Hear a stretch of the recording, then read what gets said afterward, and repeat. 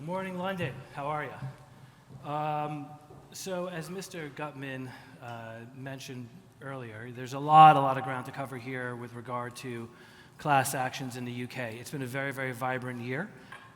We have a wonderful panel here to talk about so many different issues. I'm going to highlight a couple of the topics that have been pressing and top of mind. A lot of breaking news for those of you who've been following stuff that's going on in the CAT recently. And I'll introduce our panelists. And I apologize in advance if we can't cover everything, but you have 2 full days of global class actions information that are going to dive into the details. So what we don't cover, I'm sure that my fellow colleagues and panelists will cover in the next 2 days. Overview of the market generally, the topic is class actions in the UK. Vibrant last couple of weeks, would we say, right? For those of us who were wondering what was going on in the summer, in the last few weeks there have been so many decisions coming out of the CAT. So very exciting stuff. We're going to cover some of that. We're going to talk about some of the decisions that Mr. Gutman mentioned, many of them involving cases where Apple and other big tech are defendants. There's been the CJC report, right? Let's not forget about that. We're all waiting with that with bated breath during the summer. That's dealing with funding, and we're going to talk about that. We have the consultation. That was another big topic of news, so we're going to try to hit that as well. And then we'll, if we have any time, make some prognostications for the future. I'm going to put my colleagues on the spot here, maybe ask for some predictions, and then take some questions. Again, I'm Greg Haber. I'm the Senior Vice President of Verita. We're a claims manager and a class action settlement administrator. I'm a former practicing litigator in New York, and I've been handling class action settlement administration, notice, distribution, consulting on that, and every aspect with regard to those components of class action for the past 17 years. Immediately to my right, Meghann McTague, a highly experienced senior barrister, instructed in complex multi-party disputes with specialist knowledge of cross-border claims. Meghann has a wealth of experience and an excellent reputation for acting group litigation involving product liability, mass torts, healthcare, personal injury, and in particular those concerning complex psychiatric injury. Some examples of her recent high-profile work include the Pan-Knox admissions litigation, Grenfell Tower litigation, COVID care home claims, and several other group claims involving allegations of modern slavery and abuse. In addition to her group litigation work, Meghann has a busy conflict of laws practice, and she regularly appears in high-profile cases in this specialist area. Also handled and acting with regard to many complex disputes concerning difficult jurisdiction and choice of law issues. She's been the recipient of many awards and has been acknowledged by Chambers and the Legal 500. To my left, immediate left, my good friend Philipp Leibfried with Burford. He's head of Europe for Burford, and he has the responsibility for leading Burford's litigation finance business in the UK and throughout continental Europe. He's based in the London office, and he also oversees Burford's insurance activity. And he's previously served as Burford UK's and European Corporate Counsel. And Philipp's got really a funding expert and going to touch on those issues. Finally, to my far left is Paul Stuart, partner at Cleary Gottlieb. Paul's a competition expert. He focuses on competition law and litigation. He's consistently recognized as a leading practitioner in competition litigation, and his practice covers collective proceedings before the CAT, the Competition Appeal Tribunal. CAT, for all of anyone who is not familiar with that. And he also handles standalone follow-on litigation in English courts, appellate litigation, and he appears as an advocate before the EU General Court and Court of Justice. He advises on all aspects of UK and EU competition law, including merger control, cartels, abuse of dominance, and digital markets regulation. So to jump right into it, let's hit and talk about some of the recent action in the CAT. We have last couple of weeks have been just phenomenal for those of us who are, care about this industry, right? We've had the Vodafone, the Gutman v. Vodafone decision just last week, the Mariana Dam decision. We had Kent v. Apple decision. Merrick's and MasterCard has always been on everyone's mind for the last, 10, 12 years, but coming to a head, and there's more news going on there. Boundary Fair has had a recent decision. Paul, why don't you, sum up some of what's going on, and let's talk about some of these really, really relevant issues. Great, thanks, Greg. Great to see everybody. I am going to attempt to distill what's been an incredibly busy year in the CAT, in the CPO space. Andrew touched on some in his opening remarks, obviously Justin as well in his presentation. I will try to be as comprehensive as I can be, and I will do it thematically just to see if we can draw together some of the themes of the past year. So in 2025, we had the first outright refusals of certification. So we've had 10 years of CPOs, over 60 claims filed, but up until this year, the most the CAT had done was asked class representatives to go away and think again, perhaps reformulate their case, address certain issues. That was in Gormson Meta, for example, in the CCIC cases. But this year we had the first outright refusals of certification. First of which, a case that I acted on, was the Reefer case against Amazon and Apple, where the CAT decided that Professor Reefer did not meet the standard required of a class representative and declined to certify on the basis of the suitability criterion, the first time that had happened. Then we had the Roberts case, which was the case against the water companies. That was a refusal because the statutory regime governing the water regulation provided for a specific form of redress that effectively ousted the Competition Act basis for seeking redress. That, I should say, is a case that is going on appeal where the Court of Appeal has granted permission. And the third, the rock drummer, Dave Rowntree, his case was not certified on a number of different grounds, including the fact that the CAT felt that the people who were accused of having breached the law were themselves the class, or included the class members who were seeking damages, and other aspects relating to the methodology. So the first three cases of outright refusal of certification, which is new this year. We've also had trial judgments, including two claims that were unsuccessful at trial. We had Justin Lepaterel's case against British Telecom. That was a standalone claim alleging unfair pricing by British Telecom. That claim failed because he didn't make out unfairness, and so BT's claim was successful. And then we had Mr. Gutman's case against the train company, which after one settlement proceeded against the remaining train companies, and that case was defeated on the basis that the train companies under the abuse regime did not have a positive obligation to ensure that their customers obtained the best prices or the best fares.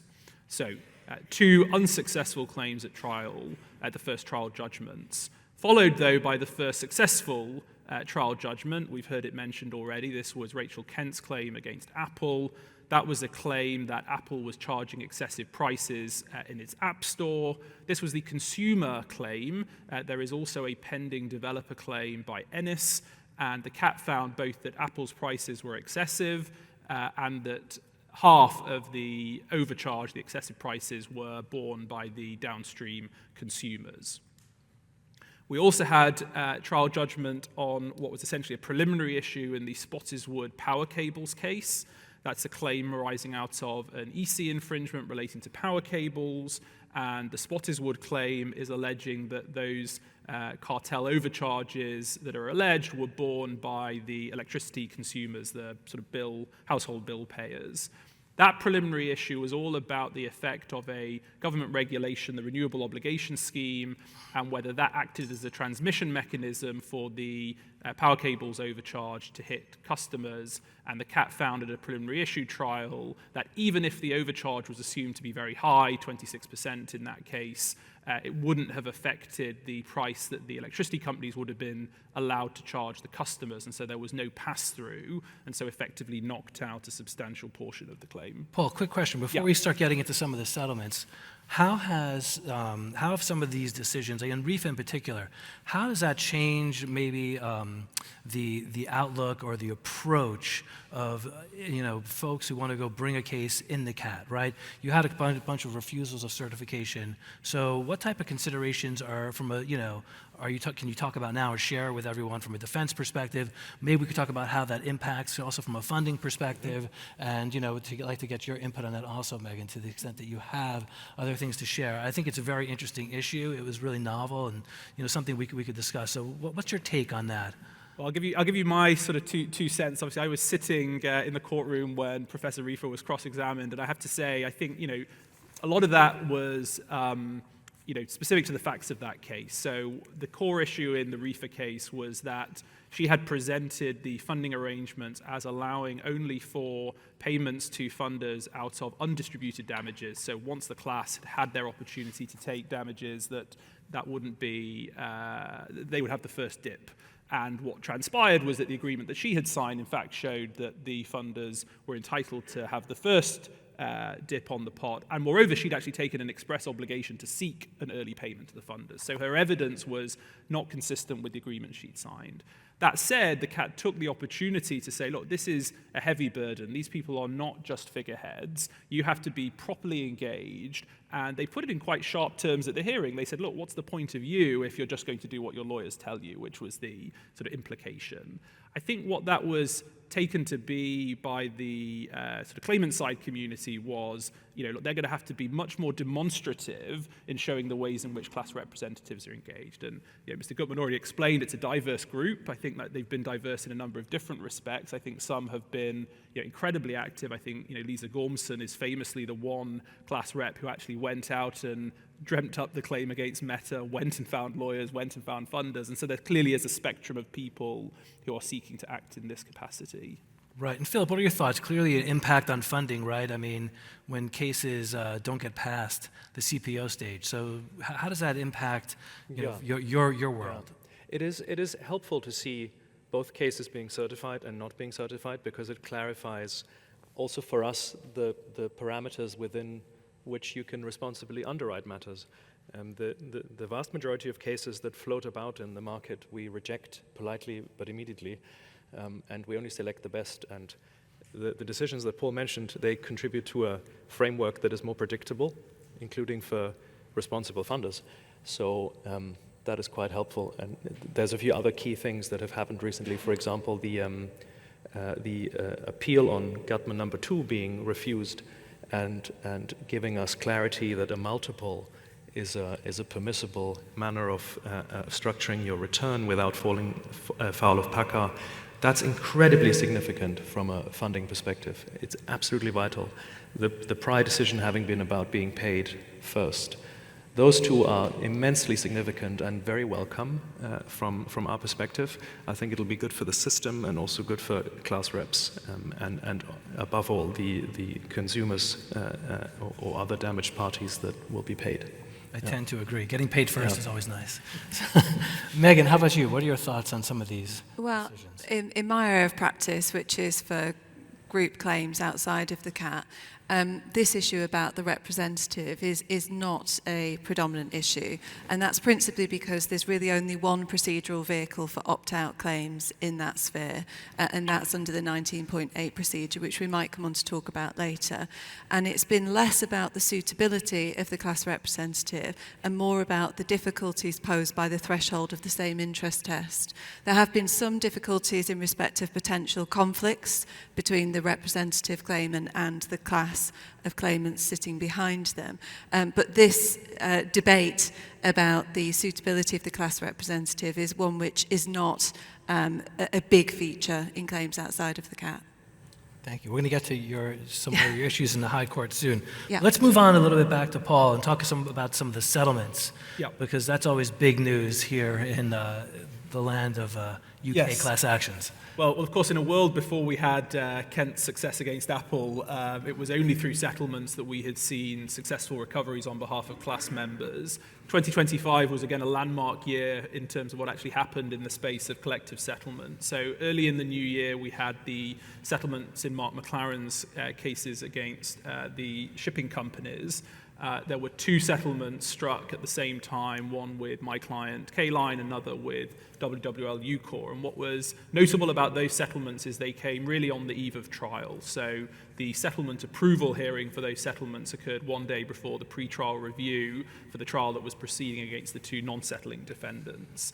And among the issues that the CAT had to grapple with in that case was this challenge of whether to certify a settlement in circumstances where distribution issues had not really been grappled with, in part because of how close to trial those settlements had been struck. And I think that was one of the cases where the CAT really began to send a signal that it was not content really to approve settlements before having more insight into what likely levels of class member take-up would be, how damages would be distributed in due course. And I think it begrudgingly approved those settlements just because of the CAT's sort of overarching view that settlements are something to be encouraged. We obviously saw then, again, in Mr. Gutman's case against Southwest Trains, both the decision to approve the settlement, which it did, with some indication of what expected take-up was likely to be, and then later in the year, as it were, the fallout of that when the actual levels of take-up were orders of magnitude lower. Mr. Gutman referred already to the money that was agreed to be paid to the Access to Justice Foundation, which has been suggested as an alternative, obviously quite indirect means of channeling money into class members writ large. Obviously, there isn't a perfect overlap between the boundary fare customers and the potential beneficiaries of an Access to Justice campaign. And then, of course, we had the highly contentious case of Merrick's. I think, the settlement was obviously a fraction of the sums that were originally sought. That led to the funder Innsworth launching a very aggressive campaign to try and prevent the settlement from being struck. The CAT, again, in quite trenchant terms, saying it was very disappointed. I think extremely disappointed was the language it used. We see Innsworth now both judicially reviewing the CAT, which I think is on the reasonable end of how one conducts it, personally suing Mr. Merrick's. I think other people will have views about that. But again, I think the CAT has been saying this is not really what it wants to see, these disputes between funders and lawyers. But this is all part of, I suppose, the growing pains of the regime. Right. And Philipp, what are your? Can we ask you for some of your views on these settlements? I mean, I think settlements are always a good thing, right? It shows the system works. But talk to us about some of the thoughts that are in your mind. As a basic economic principle, settlements are to be encouraged, and they will help the system flourish. The time value of money is an incredibly significant aspect of all this, and it's often forgotten in the heat of battle and when one is in the weeds of the merits of a case. So getting good cases certified and getting them settled quicker is a really very, very important thing, and it'll be vital for the survival of the regime, to be honest, because excessive duration kills the economics of the regime. If you have cases that take 10 years or 7, 8, 9 years to resolve, it's too long. If you work through the economics of that, it's you'll have some, and that's fine, but in general you need to get that down. In terms of judgments, Kent is a very big deal. That's a very significant development, even psychologically. The idea that the tribunal is content to render a judgment in that magnitude is significant, and it signals perhaps also a coming of age of the system. It's maturing. It's entering adulthood perhaps now, and so I think that's wonderful. That said, a settlement is always to be preferred by all parties. By the way, why? It ultimately benefits the injured parties. Right. Again, I'm of the opinion that settlements demonstrate that the system works. They're not perfect. It's a very nascent system. You only have 2 settlements. In the U.S. we have thousands and thousands of settlements. So, give it a little bit of time. It's going to take some time to get these cases across the board, but the system works, and I really do think that it's a great thing. Before we get into some of the maybe future matters that we're going to hear, let's turn to Meghann for a few minutes and talk a little bit about class actions in the civil courts. It's not all about the cat fans, okay? There's a lot of other stuff going on. So, Meghann, why don't you tell us a little bit about what's going on with class actions in the civil courts? Yeah, I think even as at November, it's been an incredibly busy year. As Paul says, it's very difficult to condense all of the year's events into a few minutes, but I'm going to have a go. I think in doing so, I'm going to try and focus on 4 points. The first of which is 2 blockbuster trials, one of which is underway at the moment in 2 of the largest claims outside of the CAT. Secondly, some of the really interesting ongoing claims, which I think will demonstrate the range of issues that are being tackled outside of the CAT. Thirdly, some trends in case management. And finally, the point we touched upon earlier about representative actions. So the blockbuster cases, the landmark decision of the Mariana Dam litigation on Friday, excellent timing for today, so thank you very much, Mrs. Justice O'Farrell. I mean, we're not going to do a deep dive on that, but it's obviously an incredibly significant decision. And it's almost a showcase piece for the civil courts, in that this was a case which was originally struck out as an abusive process on the basis that it was irredeemably unmanageable. And that's obviously proven not to be the case. The judiciary and the legal professionals involved have shown excellent skill in being able to manage 600,000 plus claims to a 13-week trial, to judgment in a relatively short space of time. So to pick up on Philipp's point about efficiency, I think that's a brilliant example, and as I say, a real showcase of the High Court's ability to efficiently manage and get those cases on. The second blockbuster event is underway, as I say, at the moment, the Pan-Knox litigation, and again, a great example of extremely efficient case management. I mean, there are obviously sometimes casualties in that strive for efficiency, and some parties may say at times that the drive for efficiency has had an impact. But where we are is in a situation where from GLO, in certainly 9 of those cases, from GLO to trial, we're there in under 2 years, which I think is a real credit to everybody involved. So that's my first point. Second point, some really interesting and diverse new claims and ongoing claims before the High Court. The first I think we need to remark upon is the explosion of claims for data breaches, and we've had, to name but 3, major breaches this year, which are already founding new claims. We had the Marks and Spencer data breach, the Legal Aid Agency breach, and the Co-op breach, which we can see already online has started a lot of activity. Really interesting claims recently issued by KP Law in respect of the talcum powder litigation that we've seen in the US, which many people in the room will be familiar with. So claim form issued against Johnson & Johnson very recently, 3,000 claims at the moment, but that's likely to develop. The rugby and football concussion claims are really interesting, separate pieces of litigation, but obviously touching on similar issues. Close of pleadings in rugby at the end of the year, in the new year, and in football at the end of this year. New claims against vehicle manufacturers, diesel particulate filter claims were the subject of a GLO last year, and again, close of register in December. Mrs. Justice O'Farrell has been extremely busy because she also handed down a judgment yesterday in a very interesting piece of litigation by a group of London cab drivers, who some of you might have met this morning on your way, who are making a claim for unlawful means conspiracy against Uber. Very, very high value claim, over £300 million in damages. But Mrs. Justice O'Farrell has made the interesting decision to require cost budgeting in that case. So hopefully just a snapshot there of the range of issues that are being tackled outside of the CAT.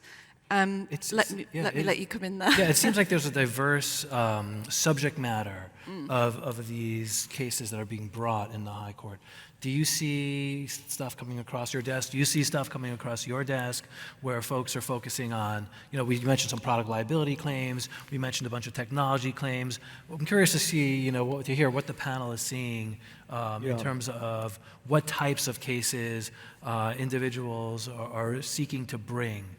Here. Yes, so data breaches, for example, and privacy claims are a very significant strand of new claims. And I would also say that from our perspective, Meghann's work is to be welcomed, because to stretch the boundaries of competition law to other areas of law where harm is suffered is a very important and noble thing, because when you look at cases here and you can't shoehorn it into the Competition Appeal Tribunal, you're sort of stuck. There's no opt-out system, and then you have to go into this world outside of it where Meghann is bringing some procedural clarity and innovative mechanisms. Because the UK is quite distinctive in that regard. It has a lot going for it. It's really kind of the Rolls-Royce, the best system. But a lot of practitioners across Europe are looking to the UK and sort of try and draw conclusions. Sometimes they gasp at the costs and other things, but it's sort of the leading player. But that said, it is weird that you have to kind of shoehorn your claim into different pockets when you can't contrive it as a competition law claim. And I think it's to be hoped that the government, one of the things that we might get out of the government consultation on the CAT regime is a bit of clarity. I mean, I think the difficulty at the moment is you wake up every day to a new judgment and your sense of the trajectory of the regime shifts. So, you wake up, one morning and you read the decision in Gutmann Trains, and you think, yes, orthodoxy, cognizable competition law claims, and then, the next day, Mr. Gutmann has another case, and it's about throttling the iPhone, and, that's, we could have a debate on another occasion about whether that's, traditional antitrust or not. And so I think, if nothing else, it would be nice to have a bit of clarity on whether the government sees this as desired and intentional part of the regime. I mean, the expression that I come back to is, if you only have a sledgehammer, everything looks like a nail, right? Because if you only have competition law, collective actions, you're going to have to shove everything into that framework, rightly or wrongly. So. Right, no, I think it's fantastic, we're going to swing back to Meghann's other points, but to have another venue where you really can bring these collective proceedings, right, and so you don't have to shoehorn these quasi-competition claims into the CAT because they're the only, tribunal or the only body that's really hearing or willing to take on these, collective action class claims. So. I think on that point, I think the Mariana judgment is so significant in that regard and will be such a confidence boost to those considering how to bring their claims, because it is, as I say, it's a huge confidence boost and a real example of how the courts can grapple with these complex and huge pieces of litigation very efficiently. And part of the benefit of the system outside of the CAT and part of its, I suppose, its deficiency is its flexibility. So on the one hand, you may say, well, it's less predictable than the regime in the CAT, although, as Paul says, that perhaps is not quite as predictable as it might be. But the real benefit that you get with claims in the High Court is the flexibility in order to tailor the best way to get that case onto trial and the most efficient way to deal with it. And we've seen a real move away from the traditional structure of, for example, a group litigation order. They came in over 25 years ago now, and in that 25-year period we've had 125, so not very many, and that really doesn't demonstrate the volume and breadth of cases that are being dealt with en masse in the High Court. The real message that we're getting from the senior master, in particular in the King's Bench division, is that you can achieve all of the attributes of a GLO without having to go through the front loading of all of the work and, frankly, the burden on the court of administering that process, when actually all of the technology that you need, all of the resources that you need are available to the parties already. And we've seen the case of Hammond last year, the case of Webster this year, the senior master really doubling down on his view that the parties need to front-load cooperation rather than work, and to make the best use of the technology that's available to all the parties now to present the claims to the court in a way where they can be managed really efficiently. I went on a little trip down a rabbit hole thinking about what technology was available to us in 2000 when GLOs were introduced, and I was reminded of Nokia 3310s, and apparently it was Windows 4 at that time. So in terms of what the parties can do themselves in terms of organising mass claims and presenting them in a really slick, organised way to the court, obviously we are worlds apart from where we were 25 years ago. So that was my third point. Shall I round off with my fourth, or do you want to jump in now? Okay, so the final point, which I think is a particular highlight from 2025, is the continued development of claims under 19.8, which, as I mentioned before, is the only opt-out process available in the civil courts. That has been the subject of a flurry of activity over the last 5 years, but is in fact a procedure that's been available for over 150 years. It's just never really got off the ground for this sort of work. But what we've seen this year is a series of cases reflecting, well, since Lloyd and Google, we had the high point of commission recovery. Since then, we've had Prismore, Smith, more recently Wirral, all claims which have failed to meet the same interest test where there are claims for damages.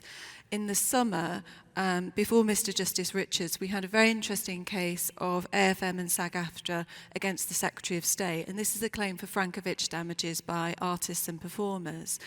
And that case is particularly interesting because the claimants have pursued their claim under 19.8 with a representative. They've managed to establish that there isn't a conflict, that the class is properly defined. And instead of halting the case at that point, as the judge might have done, by saying that you failed to demonstrate how we're going to get over the very real practical difficulties of a bifurcated claim, where we can deal with the common issues first, but we're going to have to deal with the individual damages and individual issues. Instead of kicking the claim out at that point, the judge has allowed the claimants to go away and think about how they're going to deal with the follow-on issues of individual damages and how they're going to deal with the issue of limitation. And that's really a big change of direction in lots of ways, and I think it's really one to watch. It's unlikely to come on for the next hearing until early next year, but it's one to watch in terms of whether the claimants can grapple with those practical issues, because it represents a potential route for litigants to efficiently bring very high volume claims, obviously on an opt-out basis, outside the CAT. So that's really one to watch. Thanks, Meghann. That's very informative, and just everyone's so focused on the CAT, rightfully so. But there's a lot of other stuff going on, which is equally as important. Before we get into some of the matters that are going to be upcoming in the CAT, let's talk a little bit about funding and the state of funding. And everyone was sort of waiting over the course of the year for the CJC report. What is the state of funding? Is it hot? Is it cold? Is it tepid? Where are we from your perspective, Philipp? There's plenty of capital available for good cases. I can assure you. I think the problem has been, to some extent in the past, that there was maybe too much enthusiasm in rushing into some of the cases, and I think some players over-concentrated their activity in the CAT in particular, where budgets are just extremely significant, and duration, of course, turned out to be more challenging than anticipated and that sort of thing. As I touched on earlier, the framework really is quite a bit more predictable now, even than it was just a year ago or even less. So that is helpful, and I think what you will see is a shift in the composition of the players in the legal finance market. There will be no shortage at all of various players that are able to back claims. I think you'll see more kind of alternative investment funds and that sort of thing that are behind the new folks and so on. But you don't have to worry about that kind of falling away, to be honest. The key thing is that also you have a healthy plaintiff bar, you have strong cases, you have disciplined budgets, you have lawyers that are willing to take risk, and that will all contribute to making the CAT a success.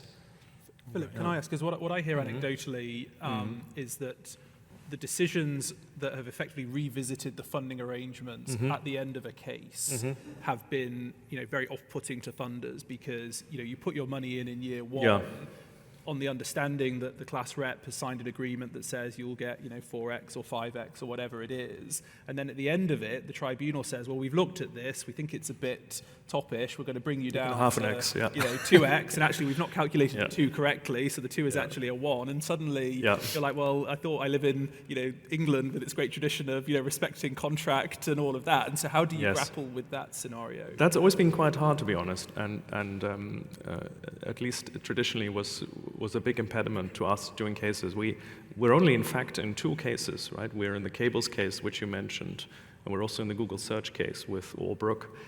And so that's only 2 cases for us, for biggest pure player in the market.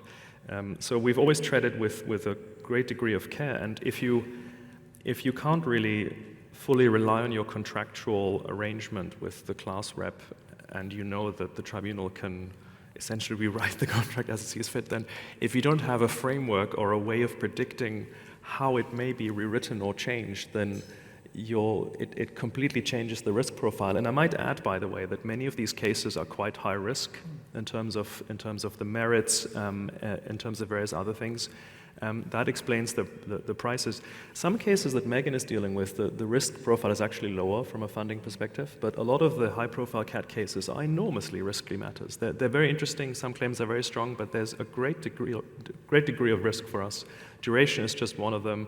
Carriage risk is a huge issue. Right. That can really affect your claim, and that explains also the prices. We're now in multiple land, and on the face of it, a multiple looks quite expensive. If you work out the maths and the cost of capital over a reasonable time period, 4, 5, 6 years and beyond, it suddenly looks like quite good value if you consider the risk and that it's non-recourse capital and so on and so forth. But I think practitioners on all sides of the spectrum are wising up to the nuances of this, and the courts are also have every interest. It's very noticeable now. Every interest in making sure that this is understood and led into a system where you have a sustainable funding framework. My observation, but again, I tend to sit on the other side of these cases, is that the CAT is very good about sort of speaking up the importance of the role of funders, that the regime wouldn't exist without the funders, but it hasn't really felt at all restrained in then coming in and, saying what the world's going to look like at the end. So I just wonder from the funder perspective, and I take the point that your company is not the most sort of, you're not taking on the broadest portfolio of these cases, but it does seem to me there's a challenge there because it says the right things, but its actions don't always match the rhetoric. There is, and we'll continue to tread with a significant degree of caution. I think a healthy market is, to your point, where you want to take on risk, but you don't want to take on too much risk. And a healthier market to me is not pursuing the largest cases in history ever. It doesn't have to be $100 billion in damages.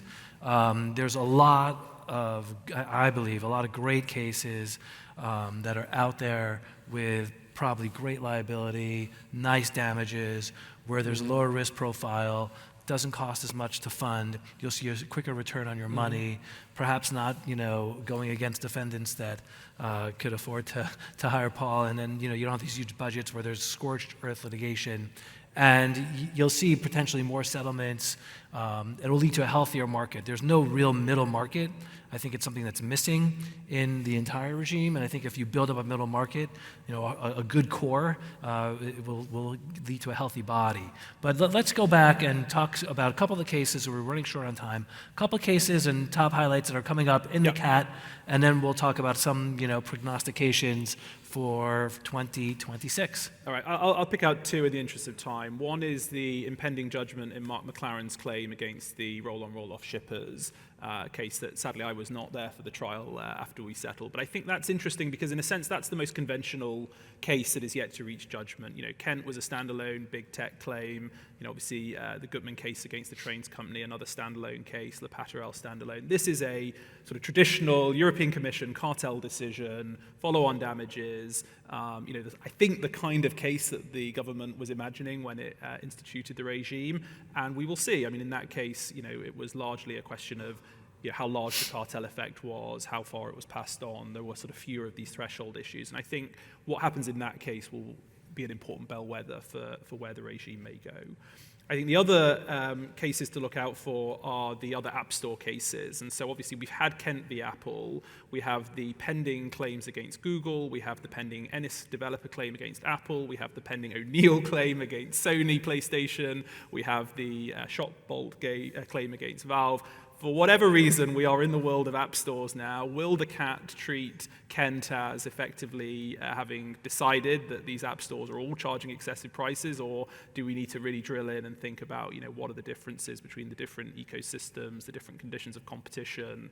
I suspect that the claimants in all of those app store cases will feel greatly encouraged by Kent, but I think, if the CAT is doing its job, it's going to really drill down and assess these claims individually. And so the fact that we have a whole host of those to come, I think is worth keeping an eye on.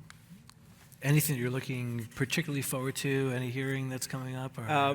Well, I get the pleasure of doing farmed Atlantic salmon, which does not sound the most glamorous against big tech, but it is a fascinating case because, again, you have the intersection of direct customer claims, in that case by the supermarkets, and indirect consumer action.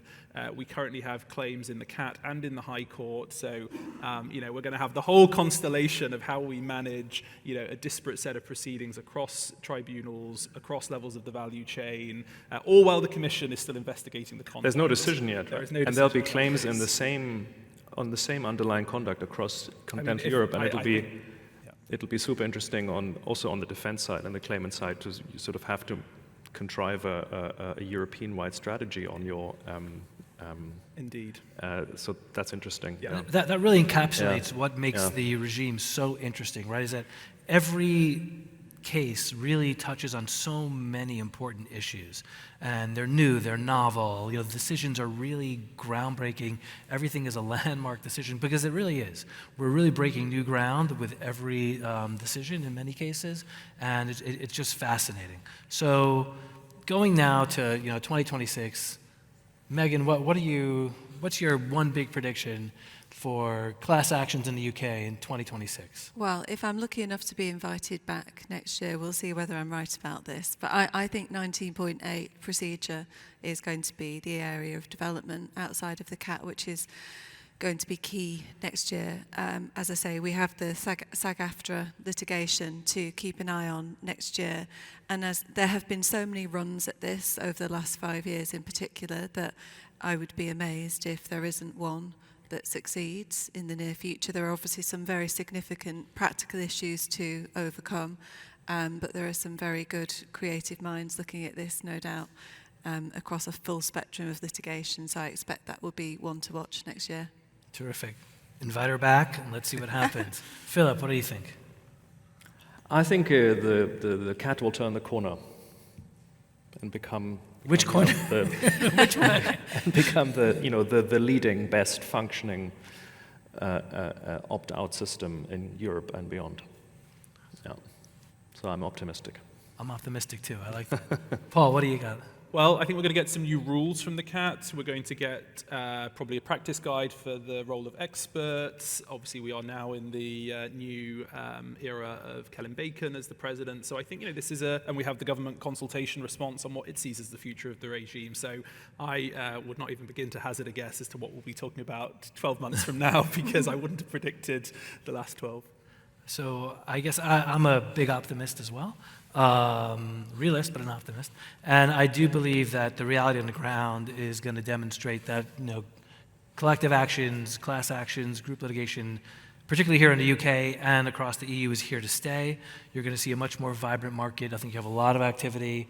Hopefully we'll all be invited back to share our thoughts and see if we were right with our predictions. I know we're really, really short on time, but if there's any time for a question or two maybe from the crowd, or is everyone just sick of hearing us already? That's what I thought. Okay, well, thank you very much. Enjoy the rest of the conference, and we appreciate your time. Thank you. Thanks, Greg.